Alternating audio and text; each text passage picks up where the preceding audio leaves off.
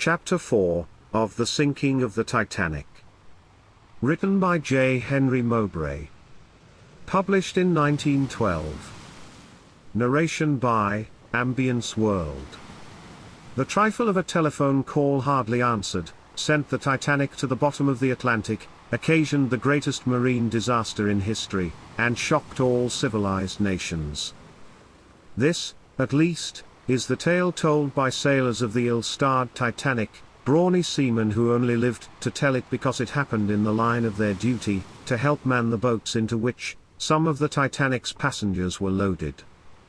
But the telephone call that went unanswered for probably 2 or 3 minutes, none can tell the exact time, was sent by the lookout stationed forward to the first officer of the watch on the bridge of the great liner, on the maiden voyage. The lookout saw a towering blue berg looming up in the sea path of the Titanic, the latest and proudest product of marine architecture, and called the bridge on the ship's telephone. When after the passing of those 2 or 3 fateful minutes, an officer on the bridge of the Titanic lifted the telephone receiver from its hook to answer the lookout, it was too late. The speeding liner, cleaving a calm sea under a star-studded sky, had reached the floating mountain of ice, which the theoretically unsinkable ship struck a crashing, if glancing, blow with her starboard bow. Had the officer on the bridge, who was William T. Murdoch, according to the account of the tragedy, given by 2 of the Titanic's seamen, known how imperative was that call from the lookout man, whose name was given as Fleet, the man at the wheel of the world's newest and greatest transatlantic liner, might have swerved the great ship sufficiently to avoid the berg altogether, or at the worst, would have probably struck the mass of ice with her stern, and at much reduced speed. For obvious reasons the identity of the sailor men who described the foundering of the Titanic cannot be divulged. As for the officer, who was alleged to have been a laggard in answering the lookout's telephone call, harsh criticism may be omitted. If the tale of the Titanic sailor be true, expiated his negligence, if negligence it was, by shooting himself within sight of all alleged victims, huddled in lifeboats or struggling in the icy seas. The revolver which the sailors say snuffed out Murdoch's life, was not the only weapon that rang out above the shrieks of the drowning. Officers of the Titanic, upon whom devolved the duty of seeing that the unwritten law of the sea, women and children first, was enforced, were, according to the recital of the members of the great liner's crew, forced to shoot frenzied male passengers, who, impelled by the fear of death, attempted to get into the lifeboats, swinging from their davits. The sailors' account of the terrific impact of the Titanic against the berg that crossed the path was as follows. It was 11:40 p.m. Sunday, April 14th. Struck an iceberg. The berg was very dark and about 250 feet in height. The Titanic struck the berg a glancing blow, on the starboard bow. The ship, which was traveling between 20 and 23 knots an hour, crashed into the berg at a point, about 40 feet back of the stem. The Titanic's bottom was torn away to about 4 bridge. The tier was fully 50 feet in length and was below the water. Regarding the state of the sea and the character of the night, the sailors declared, it was a perfect night, clear and starlight. The sea was smooth. The temperature had dropped to freezing Sunday morning. We knew or believed that the cold was due to the nearness of bergs, but we had not even run against cake ice, up to the time the ice mountain loomed up. The Titanic raced through a calm sea, in which there was no ice into the berg, which sank her.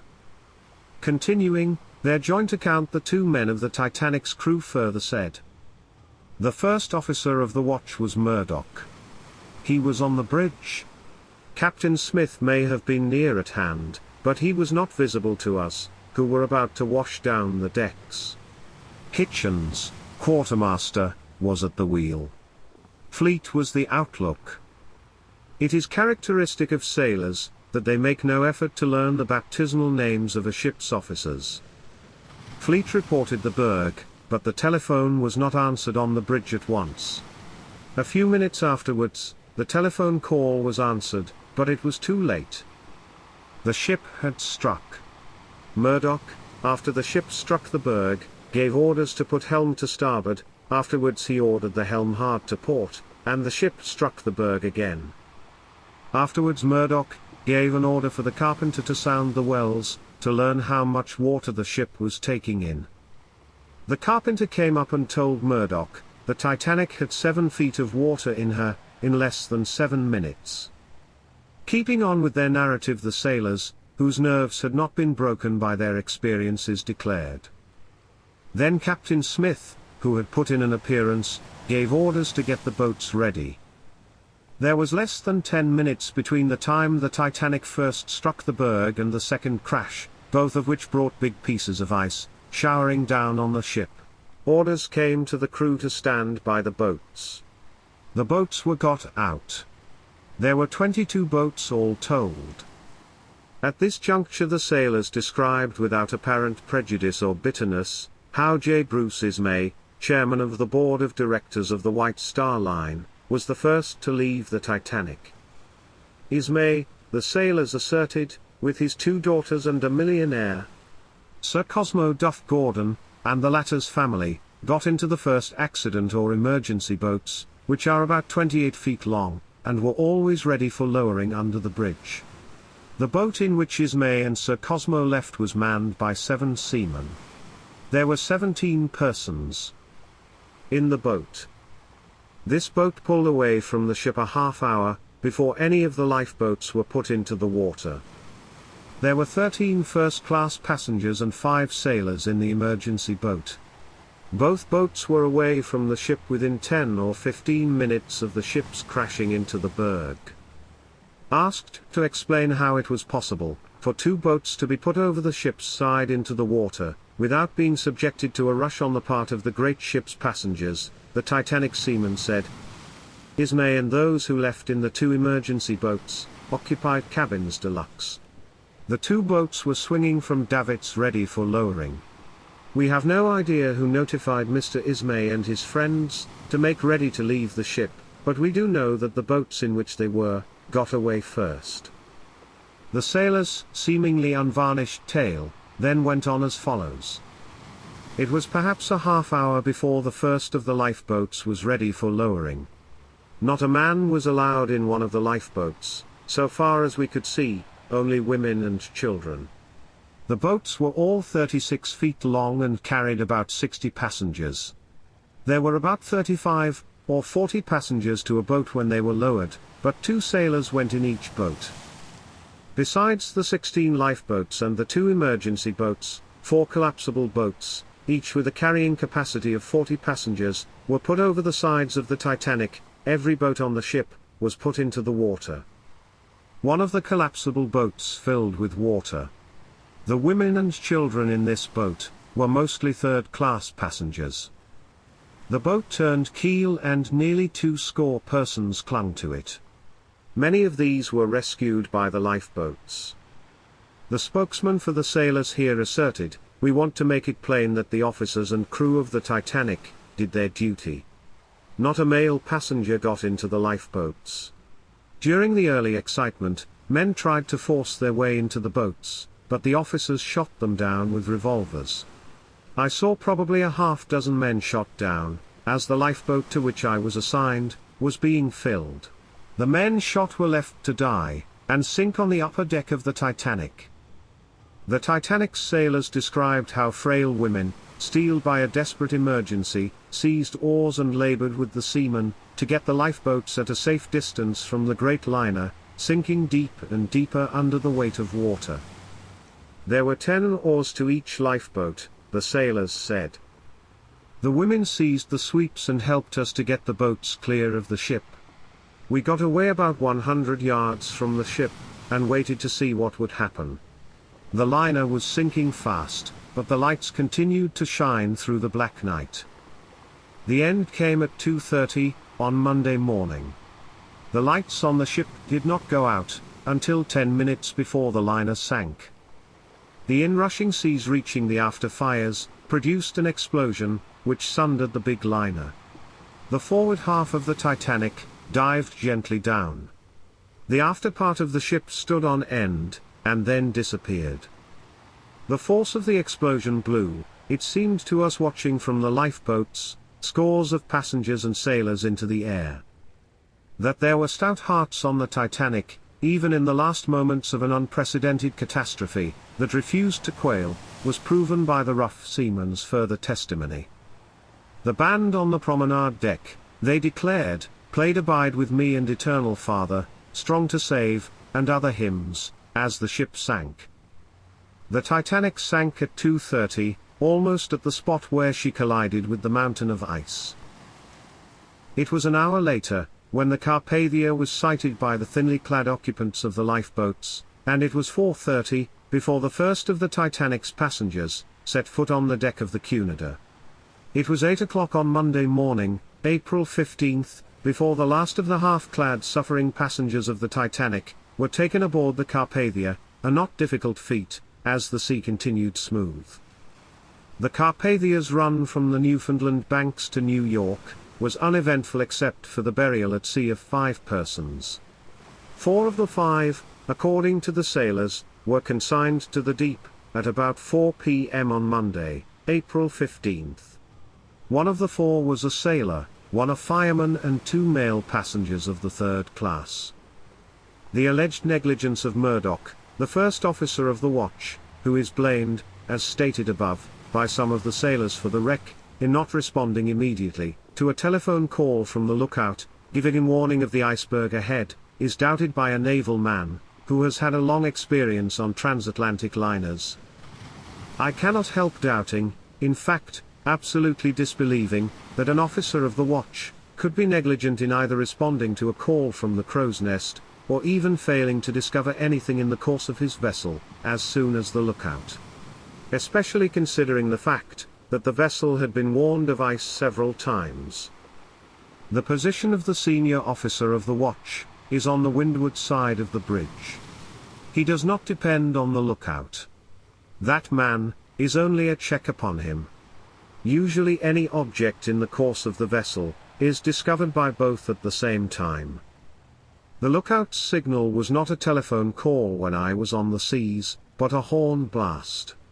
3 blasts, object dead ahead, 1 blast, object on port bow, 2 blasts, object on starboard bow.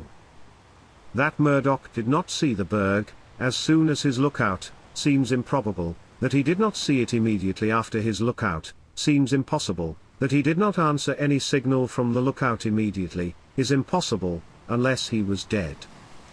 Murdoch knew his responsibility, and he wasn't shirking. He wouldn't have been on the watch, or on the Titanic, if he ever shirked. Could a vessel the size of the Titanic change its course sufficiently to avoid the berg within 3 minutes supposed to have elapsed, during which Murdoch didn't answer his lookout's call? It could. I never sailed a vessel the size of the Titanic, but I unhesitatingly say that the Titanic's course could be changed in considerably less than a mile. Why? By putting the wheel hard a port and stopping the engines on that side. The vessel could be turned so quickly that it would list 15 degrees in swinging around. I have steered a transatlantic liner in and out, among fishing smacks, and they are easier to hit than an iceberg. 2 other seafaring men of long experience, who have many nights sat in the crow's nest of a liner, and watched the course, were asked how far an iceberg the size of the one that the Titanic struck could be seen on a clear night without a moon, a condition on which all of the survivors seem to agree, was present the night the Titanic was sunk. One of these men said at least 1 mile, the other at least 2 miles. So the fact remains, that Murdoch was supposed to be on the bridge, keeping a strict lookout, and not depending on the crow's nest, that he could have seen the iceberg, when it was at least a mile from the vessel, and that the Titanic could have been easily turned sufficiently in her course, to avoid the berg within a mile. The surviving passengers are unanimous that the unbelievable happened. The voyage had been pleasant and uneventful, except for the fact that it was being made on the largest and most magnificent vessel that ever sailed, and for the keen interest which the passengers took in the daily bulletins of the speed. The Titanic had been making good time, and all accounts agree that on the night of the disaster, she was apparently going at her usual rate, off from 21 to 25 knots an hour. J.H. Moody, the quartermaster, who was at the helm, said that the ship was making 21, and that the officers were under orders at the time to keep up speed, in the hope of making a record passage. These orders were being carried out in face of knowledge that the steamer was in the vicinity of great icebergs, sweeping down from the north.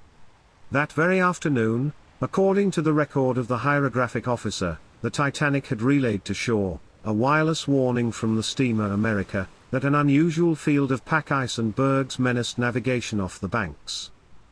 But it was a clear and starlight night, as all the survivors described the weather, and the great ship sped through the quiet seas, with officers confident that even though an iceberg should be seen, the vessel could be controlled in ample time, and the passengers rested in full confidence that their temporary quarters in the largest and most magnificent vessel ever constructed were as safe as their own homes. This confidence is emphasized in the tales of nearly all the survivors, that when the crash came there was almost no excitement. Many who felt anxious enough to go on deck to inquire what had happened were little perturbed when they learned that the ship had only struck an iceberg. It appeared to be a glancing blow, and at first there was no indication of a serious accident. A group of men at cards in the smoking room sent one of their number to look out of the window, and when he came back with the announcement that the boat had grazed an iceberg, the party went on with the game. It was never finished. The stoppage of the engines was noticed more than the collision, the effect being, as one survivor put it, like the stopping of a loud ticking clock. The overconfident passengers were not brought to the slightest realization that the collision might mean serious danger, until the call ran through the ship, all passengers on deck with life belts on. Captain Smith, it is said, was not on the bridge when the collision occurred, but when hurriedly summoned by his first officer, he took charge of what seemed a hopeless situation, in a manner which the passengers praise as calm, resolute and efficient to the highest degree. One of the most stirring narratives of action and description of scenes that followed the collision was told by L. Beasley, a Cambridge University man, who was one of the surviving second cabin passengers. The steamer lay just as if she were awaiting the order to go on again, when some trifling matter had been adjusted, he said. But in a few minutes we saw the covers lifted from the boats, and the crews allotted to them standing by, ready to lower them to the water. Presently we heard the order, all men stand back and all ladies retire to the next deck below, the smoking room deck or B deck. The men stood away, and remained in absolute silence, leaning against the end railing, or pacing slowly up and down. The boats were swung out and lowered from A deck. When they were to the level of B deck, where all the ladies were collected, the ladies got in quietly with the exception of some, who refused to leave their husbands. In some cases they were torn from them, and pushed into the boats. All this time, there was no trace of any disorder, no panic or rush for the boats, and no scenes of women sobbing hysterically. Everyone seemed to realize so slowly that there was imminent danger. When it was realized that we would be presently in the sea with nothing but our life belts to support us, until we were picked up by passing steamers, it was extraordinary how calm everyone was, and how complete the self-control. One by one, the boats were filled with women and children. Presently we heard the order, all men stand back and all lowered and rowed away into the night. Presently the word went around, among the men are to be put in boats on the starboard side. I was on the port side and most of the men walked across the deck, to see if this was so. Presently I heard the call, any more ladies? Looking over the side of the ship I saw boat number 13, swinging level with B deck, half full of women. I saw no more come, and one of the crew said then, "You'd better jump." I dropped in and fell in the bottom as they cried lower away. Beasley said that the lifeboat was nearly 2 miles away from the Titanic, less than 2 hours later, when they made out that the great liner was sinking. Other survivors who were nearer to the sinking liner told of hearing the strains of "Nearer, My God, to Thee" played as the liner sank, and some of those in the lifeboats blended their voices in the melody.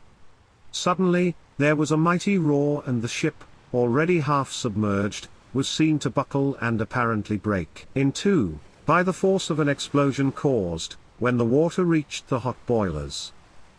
The bow sank first, and for fully 5 minutes, the stern was poised almost vertically in the air, when suddenly it plunged out of sight. With the last hope gone of seeing their loved ones alive, many women in the lifeboats seemed to be indifferent whether they were saved or not.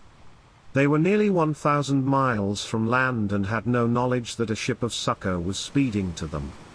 Without provisions or water, there seemed little hope of surviving long in the bitter cold. There were 16 boats in the forlorn procession, which entered upon the terrible hours of suspense. The confidence that the big ship, on which they had started across the sea, was sure to bring them safely here, was now turned to utter helplessness. But the shock of learning that their lives were in peril was hardly greater than the relief when, at dawn, a large steamer's stacks were seen on the horizon, and eager eyes soon made out that the vessel was making for the scene. The rescue ship proved to be the Carpathia, which had received the Titanic's distress signals by wireless.